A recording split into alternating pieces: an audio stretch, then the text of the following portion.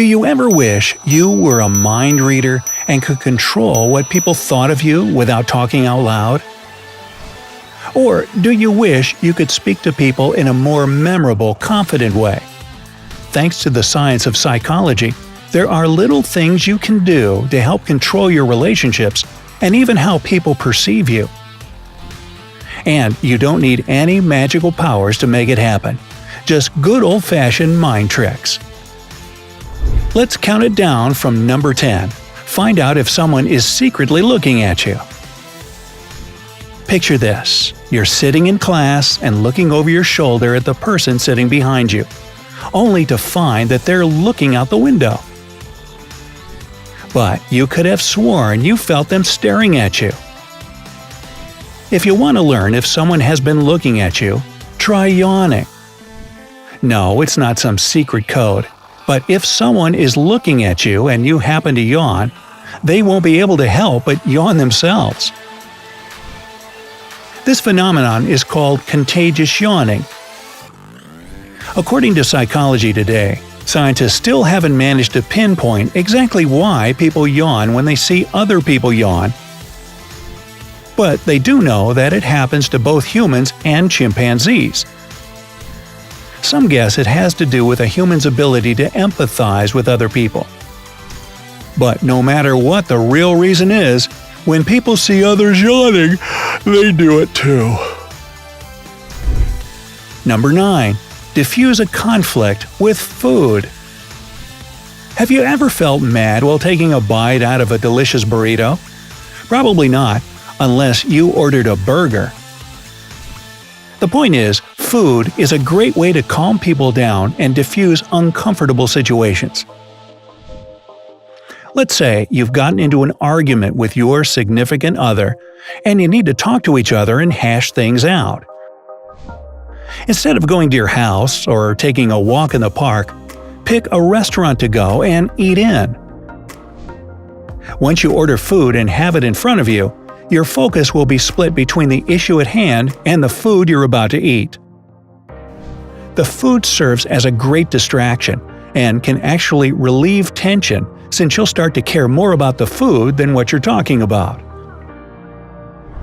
As a bonus, it's good to settle conflicts in a place where there are other people around so that things don't get too heated.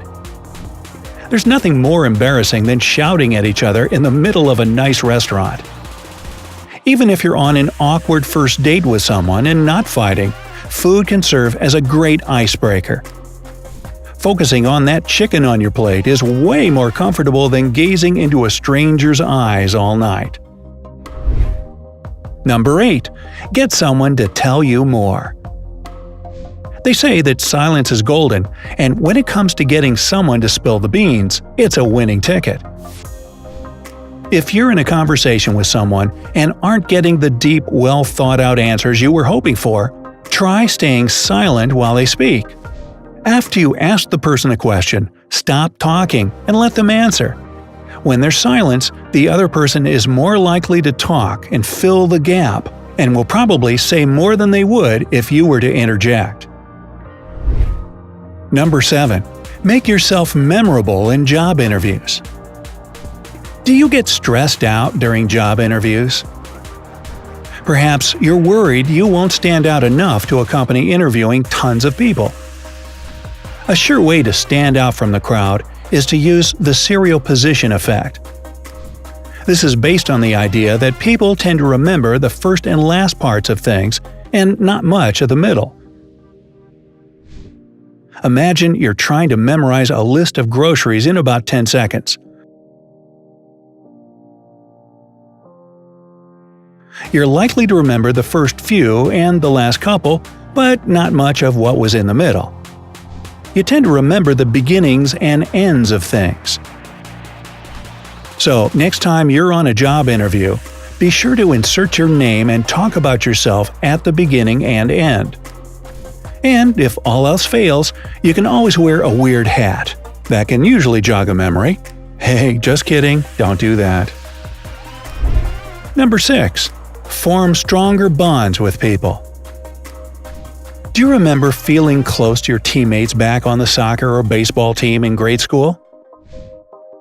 That's because being active with someone can help you form stronger bonds more quickly. So, if you're in a new relationship or starting a friendship with someone, instead of going to the movies or out to eat, try doing an activity together that can get your blood pumping. Perhaps rock climbing or even an amusement park. When you get your adrenaline going and blood pumping, your body releases endorphins. This then puts you in a better mood and makes you more enthusiastic about whatever you're doing, in this case, getting to know someone. 5. Control people's assumptions about you. First impressions are a big deal. Whether you're meeting new people at a party or introducing yourself to your future boss.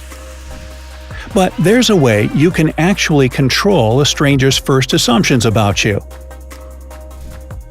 While you're talking and getting to know each other, try to point out something you both have in common.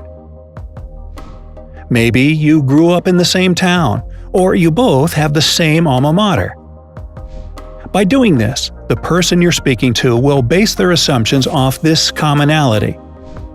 Since it's related to them, their assumptions of you will be more positive. This is known as the halo effect. While this requires a bit of effort in the conversational skills department, it's a lot better than shouting, like me, at someone you just met. Number 4. Make someone feel like they're important. There are a couple of ways to do this. Be sure to use their name when you're first speaking to them. When you meet someone for the first time at a party or work event, say their name right after they introduce yourself. Hi Jill, nice to meet you. Now continue to use their name as you carry on a conversation. This will make them feel like you're engaged in a conversation with them and in turn will make them feel important. Another way to help someone feel like they're special is by using the paraphrasing technique while you're speaking back to them. For example, if your friend tells you that she went shopping but the market was all out of the type of bread she was looking for, repeat back, "Wow, they didn't even carry that kind of bread?" Paraphrasing what they just said back to them lets them realize you're really listening to what they're saying. 3. Get someone to help you do something. Sometimes you need to ask friends or family members for a favor. But these favors aren't always fun, which makes their willingness to help you less likely. Say you need someone to feed your cat for a couple of days while you're out of town. Instead of asking the person point blank if they can help, pose a false dilemma. Say something like, "Hey, would it be better for you to come over and feed Mr. Whiskers in the early morning or evening?" The person will likely choose whichever time is easier, and they never had the chance to say, "No, I can't." Number 2. Get people to believe in you. If I said, "Hey, I think this next psychology trick is really effective. Would you believe me?" How about if I said, "This next psychology trick is really effective. Did you trust what I was saying more the second time?" Well, that's because when you put "I think" at the beginning of a sentence, it can come off as hesitant or unsure. Even if you aren't sure of something, that doesn't mean you should question what you say. Be confident in yourself. From now on, try leaving out the word "I think" when you talk to your friends and family. They may take you more seriously and even make fun of you less due to this confident way of speaking. 1. Keep people's attention. Have you ever noticed that if you look down at your phone, you aren't hearing what the person talking to you is saying? It's a clear sign that you're not listening. For people to pay attention to what you're saying, keep direct eye contact with them while you're talking. You'll see that your conversations will start becoming better and more engaging when you do this. Keeping eye contact with someone can actually convince the person you're conversing with to believe what you're saying. This gives you some dominance in the conversation. You can even nod while you're making certain points to further prove how confident you are in what you're saying. Don't be surprised when you notice the other person nodding along with you. Who knows? This technique may even help you change someone's opinion about something. So, pretty cool, huh? Do you know any other mind tricks to help you communicate with people better? Try out some of the tricks mentioned in the video and let us know if they worked. If you found this video helpful, don't forget to give this video a like, share it with your friends, and click subscribe. Stay on the bright side.